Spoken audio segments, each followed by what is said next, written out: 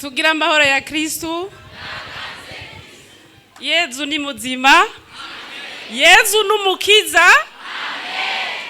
Jewe ndi wa mufasoni bavuga yaragwaye ibere ry'ibubafu.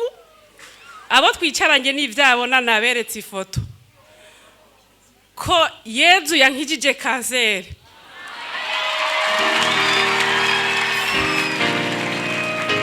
Ejo nari kwa muganga, abaganga bariko barampima baragira ubwoba bwishi, mugabo bandavye kubera babonye ibivyimba biriyo, hari n'ibivyimba bivyimbye hejuru kwibere, bakagira ubwoba. Bariko baratobora kuko bariko baragira biopsy imwe yinjira indani. Abaganga baba bari ngaha bazi ivyo bakoresha, biriya bushinge niko bariko baranzibura. Baca bavuga bati, mu bapfasoni bari mu Burundi umugore nk'uyu ntiwe twari bwabone, kuko ivyo babona vyabere ecography bariko baragira barabinyeretse naje yari iteye ubwoba cyane. Mugabo bandavye mu maso bariko barategura n'ibikoresho, je nagomba mpamagara Bikira Mariya. Dushimira Imana, dukomera amashi Bikira Mariya kuko ntantekereje. Ikimenyetso numvise nuko nagiza musozi menshi cyane kuko naguma mbwira Yesu ntundengane Yesu ntiyandenganye.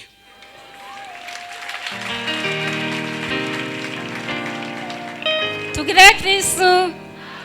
Yesu ni muzima. Jewe nitwa Baranyikwa Specioza, nkaba mvuka muri Paruwase Mugera, nkaba babanga hamwirohero.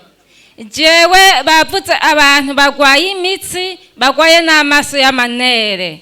Jewe nari mfise umutsi ubabara cyane ngaha, nejo nagiye kuri santé de santé muri ivyo uwo mutsi warambabaza gose warimwe nawuvuze. Mugamvuye numva nguma mbabara, mugubu numva tana kimwe ndakomeye cyane. Yezu ni muzima.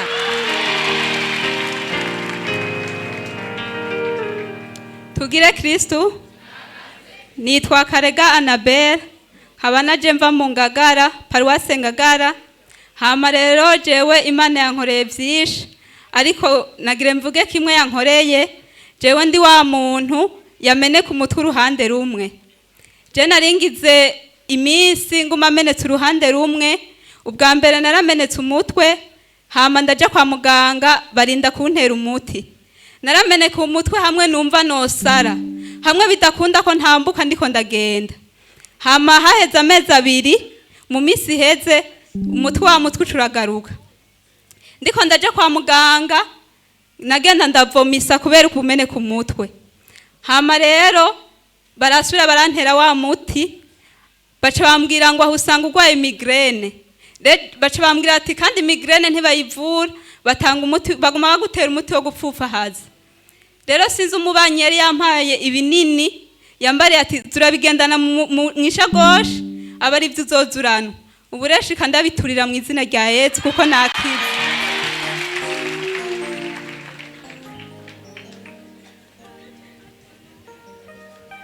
Tugire Kristu. Tugire Kristu kandi.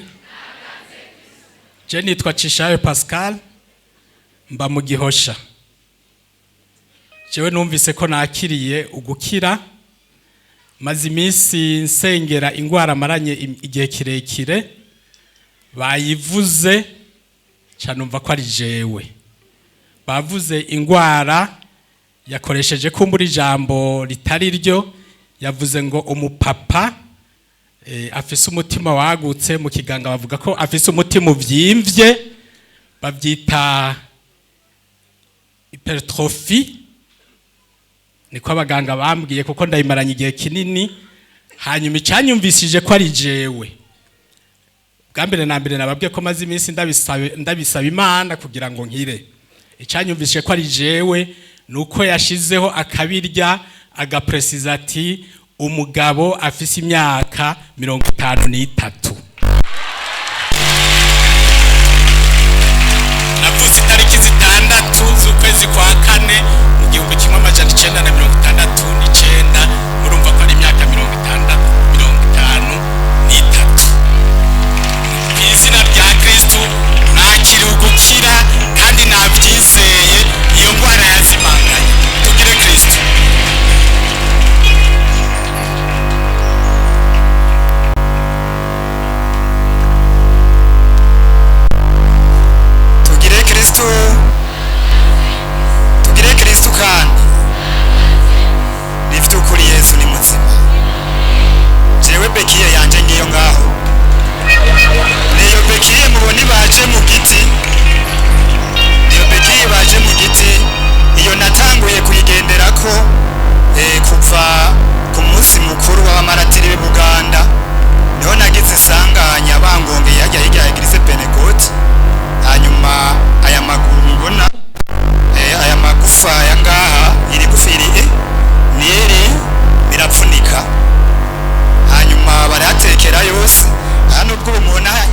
uko namaze gutekurura byari bitekeye kumwe nuko hanyuma rero nahaguruka nkababara gose na cyane muri kuno kuguru hamwe ndagukomye gatoyi kwaca guturika nkakwa kugwa ngarama ariko rero ni kuberanye nakagamira k'abantu burya nari narakize kuko igihe twari ko turasabikanya mwabibonye bandungitse jewe ngo aberenza kuvuga ico nasigaranye mu nyigisho zizaba ndaza ndagera ngakuri aritari ndatuka ico cyari kimenyetso cyuko nakize mugabo kubera agapamira kanje sinavyemera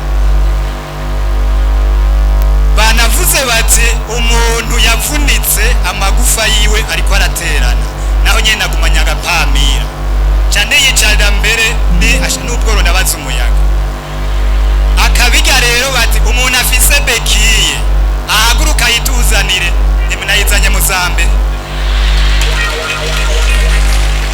nayizanye muzambe umukama rero yagijije kandi intaye yanje ni ndende nuko nyene patiri yatubwiye ko ari umwanya muto nayo ubundi intaye yanje ni ndende uravye vyagiye birabakuva bangonze nico naciye ntahura nubwo nakivuze kijya gihe ndiko ndavuga ico nasigaranye umukama yaraje mu bihuhusi nari mu vyuko yaje kungonga umuntu angonza arantwara mu bitara nayo afise umugambi wo guca yigiye mugabo umukama caraza asubiye inyuma gutora imodoka asanga abapolisi bayitwara asanze bayitwaye aragenda muri besera arabona hiri arahenda umupeji ngo ayimuha arayimwima ati ntabonye uwo muntu wagonze sindayiguha aragaruka mu bitaro haheze iminota 40 zanamaze gutora ubwenge nabi wacu bamaze gushika ico yakoze yatwaye amafacture kwereka upeji yuko ariko aramvuza kandi izo fagitira zisanze aho ziri ari abacu bamaze kuri mugabo upeji arayimwima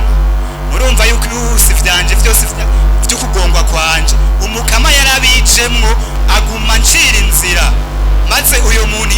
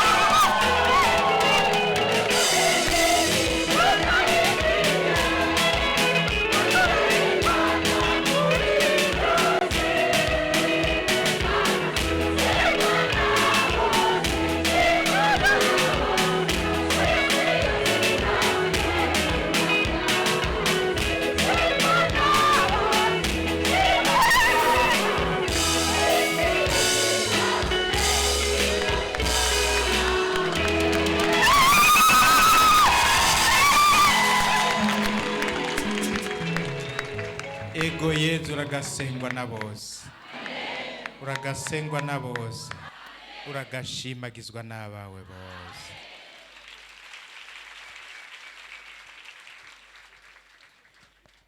Imbere yuko Yezu aduhezagira twashaka Patiri Venuste ku izina ry'abatunganije ikoraniro mwicara gatoyi adushikiriza ijambo, ariko sino kwibagira kubwira wa wundi yavuga ko afite ibigirwamana n'abandi bose batabivuze, nshizemwo na wa muvukanye ahora ari umurozi none uba ari umweranda. Ibyo bigirwamana baze babizane ngaha tubibaturirire, kuko hari ibyo uturira bikagutarukirako. Iyo udasanzwe ufise ububasha busumba bw'abapfumu, ababifise bose rero nk'uwo babifise ngaha aze gukenyurura gatoyi gakorokere ngaha tuzogatoraho, abandi bazobizana ejo tubibaturirire.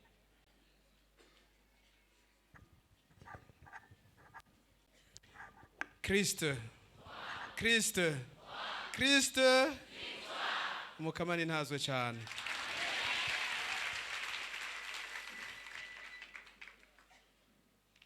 Humura ntimugire ubwoba, ni jewe.